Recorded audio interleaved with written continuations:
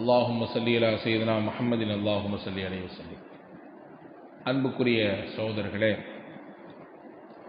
நாம் இன்னொரு சகோதரரை சந்திக்கும் பொழுது அல்லது எங்காவது நம்முடைய கஷ்டங்களை, நம்முடைய நாட்டங்களை ஒருவரிடத்திலே பகிர்ந்து கொள்ளக்கூடிய நேரத்தில் அல்லது புனித பயணம் மேற்கொள்ளுகிற சமயத்தில் நாம் வழக்கமாக சொல்லக்கூடிய ஒரு வார்த்தை துஆ செய்யுங்கள் என்று சொல்கிறோம் இல்லையா?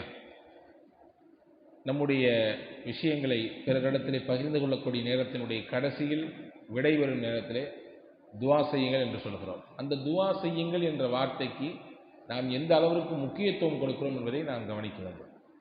நாம் பிறர்கிட்ட துஆ செய்யுங்கன்னு சொல்கிறோம், அல்லது நம்மள்கிட்ட இன்னொருத்தர் சொல்கிறாரு துஆ செய்யுங்கள். நாம் அந்த வார்த்தையை கவனித்து அவருக்காக வேண்டி எத்தனை தடவை துஆ செய்திருப்போம். வெளியிலே போகிறோம், மக்காவிற்கு, உம்ராவிற்கு அல்லது ஹஜ்ஜிற்கு, ஜியாராவிற்கு, அந்த நேரத்தில் நம்ம இடத்தில் சொல்கிறார்கள். அங்கே நமக்கு ஞாபகம் வருகிறது, அவருக்காக வேண்டி பிரார்த்திக்கிறோம். மற்ற நேரங்களில் இன்ன பிற சமயங்களிலே நம்மிடத்தில் துஆ செய்யுங்கள் என்று சொன்னால் நாம் அதற்கு பிரதி உபகாரமாக என்ன செய்கிறோம்? அன்புக்குரிய சகோதரே, இதற்கு தான் நமக்கு நம்முடைய அறிஞர்கள் சொல்லித் தருகிறார்கள். அப்படி ஒருவர் சொல்லிவிட்டால் முதல் கட்டமாக அவருக்கு முன்னாடியே பாரக்கல்லா என்று சொல்லிவிட வேண்டும். நம்ம இடத்திலே ஒருவர் துஆ செய்யுங்கள் என்று சொன்னால் முதல் கட்டம் என்ன செய்ய வேண்டும்? பாரக்கல்லா, அல்லாஹ் உங்களுக்கு பரக்கத் செய்வானாக என்ற துஆவை மனதார செய்துவிட வேண்டும். அதற்கு அடுத்து நாம் நமக்கான துஆ செய்யக்கூடிய நேரத்திலே, நம்முடைய தேவைகளை கேட்கக்கூடிய சமயத்திலே, நம்முடைய கஷ்ட நஷ்டங்களை, துன்பங்களை அல்லாஹ்விடத்திலே முறையிடக்கூடிய சமயத்திலே நாம் நம்மிடத்திலே துஆவுக்காக வேண்டியவர்களை முடிந்தால் பட்டியலிடலாம். இல்லை என்றால் எக்கச்சக்கமாக இருக்குமேயானால் நாம் அல்லாஹ்விடத்திலே இப்படி சொல்லலாம்: யா அல்லாஹ், என்னிடத்திலே துஆவுக்காக வேண்டிக் கொண்டவர்கள், அவர்களினுடைய தேவை, அவர்களுடைய கஷ்டம், அவர்களுடைய சிரமம் எதுவோ அதையெல்லாம் நீ பார்ப்பவனாக இருக்கிறாய், அதை நீ சரிபிடித்துக் கொடு என்று கேட்கலாம். பிறருக்காகவே நாம் கேட்கக்கூடிய துஆ இருக்கிறது ரொம்ப பவர்ஃபுல்லானது, சக்தி வாய்ந்தது. எந்த அளவுக்கு சக்தி வாய்ந்தது? ஹதீஸிலே வந்திருக்கிறது பாருங்கள். நபிகள் பெருமானா ஸல்லல்லாஹு அலைஹி வஸல்லம் சொன்னார்கள்: மாமின் அப்தின் முஸ்லிமின் யதுஉ லி அஹீஹி பிலஹ்ரில் கைபி இல்லா காலல் மலக்கு வலக பிமிஸ்லி.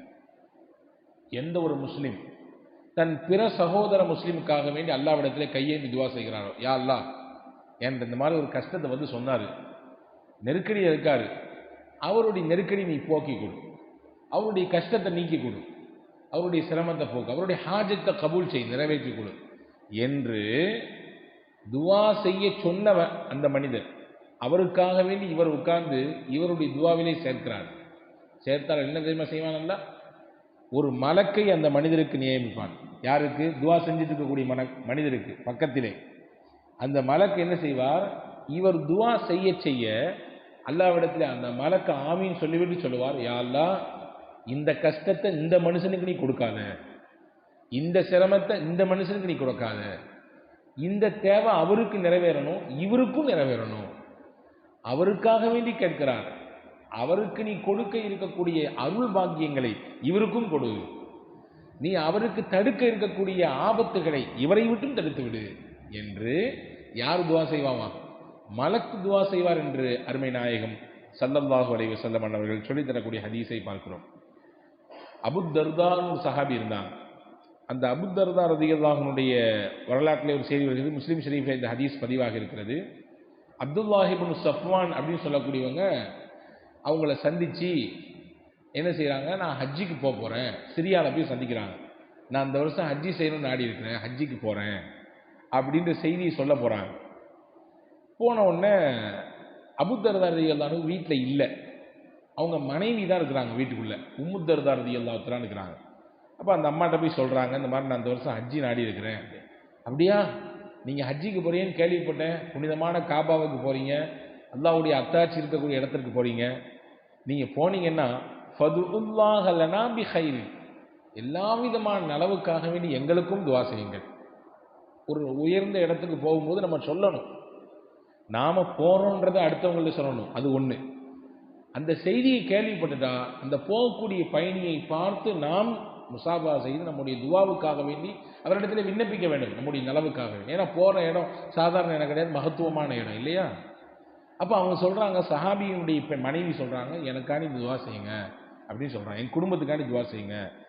ஏன் நான் இதை சொல்கிறேன்னு சொன்னால், அதை சொல்லிட்டு இந்த அம்மா சொல்கிறாங்க, இப்போ இன்னும் நபி ஸல்லல்லாஹு அலைஹி வஸல்லம் கான யகூல், அல்லாஹ்வின் தூதர் ஸல்லல்லாஹு அலைஹி வஸல்லம் அவர்கள் சொன்னார்கள், தஅவத்துல் மர்இல் முஸ்லிமி லி அஹீஹி பி ஸஹிரில் கைபி முஸ்தஜாபத்துன். எந்த ஒரு மனிதர் தன் சகோதர முஸ்லிமுக்காக பிற மனிதருக்காக வேண்டி துவா செய்கிறாரோ அப்போ அவருடைய துவா கபூல் ஆயிருந்தாங்க. ரசூலுல்லாஹ் சொன்னாங்க, இன்னொரு மனிதருக்காக வேண்டி இவர் துவா செய்தால் இவருடைய துவாவை அல்லாஹ் கபூல் செய்வான், இவருடைய துவாவை அல்லாஹ் ஏற்றுக்கொள்வான். ஒன்று. அடுத்துட்டு சொன்னாங்க, அது மட்டுமல்ல, இவருக்கு பக்கத்திலே ஒரு மலக்கை அல்லாஹ் நியமிக்கிறான். இந்த ரசிஹி மலக்கும் முஅக்கலுன் குன்னமா தஆலி அஹீஹி பிகைரின் காலல் மலக்குல் முஅக்கல் பிஹி ஆமீன் வலக்க பிமிஸ்லி. அந்த நியமிக்கப்பட்ட மலக் எப்பொழுதெல்லாம் கையெடுத்து துவா செய்கிறாரோ பிறருக்காக, அப்பொழுதெல்லாம் அந்த மலக் யா அல்லாஹ் ஆமீன், இதை கபூல் செய் என்று துவா செய்த ஆமீன் சொல்லிவிட்டு, இந்த மாதிரி இவருக்கும் கொடு, இந்த மாதிரி இவருக்கும் கொடு, இந்த மாதிரி இவருக்கும் கொடு என்று அந்த மலக் கேட்டுக்கொண்டே இருப்பார் என்று ரசூலுல்லாஹ் சொல்ல நாங்கள் கேட்டிருக்கிறோம். அதனால நீங்கள் எங்களுக்கு துவா செய்யுங்க அப்படின்னு சொல்லி உம்முத்தர்தா, அபூதர்தா ரலியல்லாஹுடைய மனைவி உம்முத்தர்தா அந்த மனிதரிடத்திலே சொன்னதாக ஒரு செய்தி வந்திருக்கிறது முஸ்லிம் ஷரீஃபிலே. ஆக நம்மிடத்திலே ஒருவர் துவா செய்யுங்கள் என்று சொல்லிவிட்டால் முதல் கட்டமாக என்ன செய்ய வேண்டும்? அவருக்கு முன்னாடியே பாரக்கெல்லாம் செய்யணும்.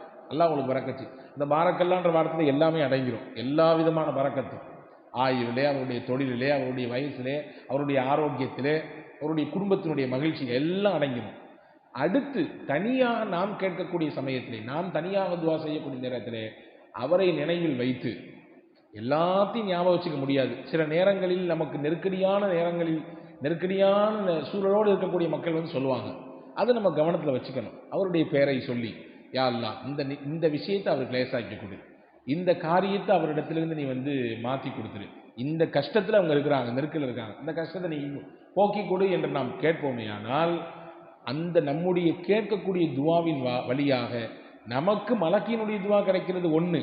ரெண்டாவது, நாம் நம்முடைய தேவை அல்லாஹ்ட்ட கேட்குறோம், துவாவாக முன்வைக்கிறோம், நம்முடைய தேவையை அல்லாஹ் கபூல் செய்கிறான், நம்முடைய துவா அங்கீகரிக்கப்பட்ட துவாவாக மாறுகிறது என்பதை நபிகள் ஸல்லல்லாஹு அலைஹி வஸல்லம் அவர்கள் சொல்லித் தருகிறார்கள். ஆக இனிமேல் உங்களிடத்தில் யாராவது துவா செய்யுங்கள் என்று சொன்னால் இந்த ரெண்டையும் நாம் அனைவரும் மறக்காமல் செய்ய வேண்டும். வல்ல ரஹ்மான் அல்லாஹ் பேணி பின்பற்றி நடக்கக்கூடிய நல்ல பாக்கியத்தை உங்களுக்கும் எனக்கும் எல்லா மக்களுக்கும் வழங்குவானாக.